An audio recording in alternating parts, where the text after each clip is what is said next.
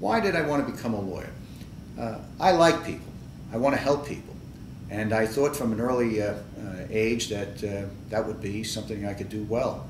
I think I could be a good voice for them. I think I could fight for them. And ultimately that led me to believe that this would be the right calling for me.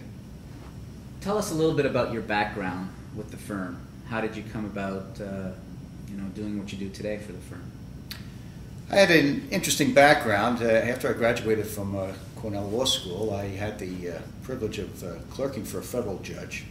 I had 2 great years doing that, and from there I went to one of the preeminent large firms in the country, Simpson, Thacher & Bartlett, where I trained under some of the best lawyers, some of the most ethical lawyers I've ever met. They were a great bunch of people and gave me an introduction into litigation. I wanted to try cases, so from there I went to the Corporation Counsel's office, where I had one of the best training experiences that any lawyer could get in hands-on trials. I tried a whole spectrum of municipal liability related cases, premises related cases that added to the background I had already achieved at Simpson Thacher. And from there I wanted to expand on my ability to help people. I thought I would be a natural fit for representing injured parties and victims of accidents, and so I came here at the invitation of Bob Sullivan, and it's been a great fit ever since. I have expanded my knowledge in the field. I enjoy working as a trial lawyer in the context of municipal liability and premises liability because of the background that I've gained from working at those various positions over the years. And it's been a natural fit for me because of that experience and background. So talk to me a little bit about what premises and municipal liability means to a regular citizen of New York.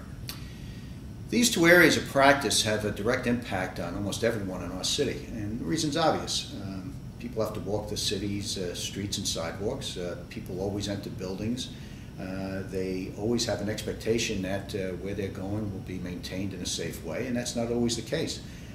We found in our practice, and I found from my personal experience, that someone is always cutting corners, avoiding problems, not spending the money to maintain a premises in a safe and appropriate way. And as a result, people are subjected to all kinds of hazards that could easily be remedied with just a little bit of forethought and a little bit of common sense. Unfortunately, we don't find that in a city as large as this, and so people find themselves confronted with problems that lead to serious accidents and disabling injuries to them that could have been avoided with a little bit of maintenance. Talk to me a little bit about your qualifications as an attorney.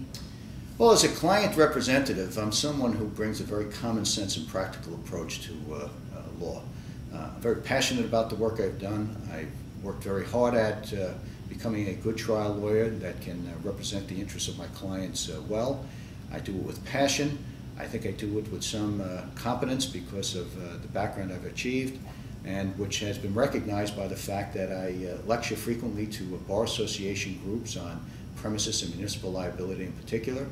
I've lectured to various groups, bar association groups, judges groups, lawyers groups on these topics, and as a result I've achieved some recognition in terms of being AV rated by Martindale-Hubbell, by being on various committees and bar association functions. And that's all, I think, an indication of the fact that not only do I bring a passion for the law and an understanding of it, but my colleagues and peers recognize that it is something that I do well. Why is municipal liability a little bit different than, let's say, premise liability? The city of New York in particular is a very large city. We find that there are various amount of circumstances that confront people that lead to injuries. And while people are recovering and trying to get their lives back in order, they're not aware of the fact that the city and all municipal agencies in the state of New York require them to file a claim within 90 days. If they fail to do that, they will jeopardize or lose the right to commence a litigation against the municipality and recover compensation for the injuries. So it's very important that they find a lawyer who is competent in the area, who understands these various requirements, and who is quick enough and competent enough to get it done in a timely fashion. What should an injured party or victim expect to receive from the attorney he retains? I like to view myself as a street fighter with a little bit of finesse. I bring to this practice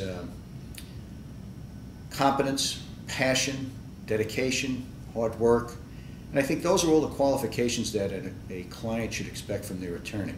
If the client can't trust the attorney and believe that the attorney is loyal to their needs and rights, I don't think there's going to be a relationship that will evolve into something that will lead to an ultimately positive result for either side.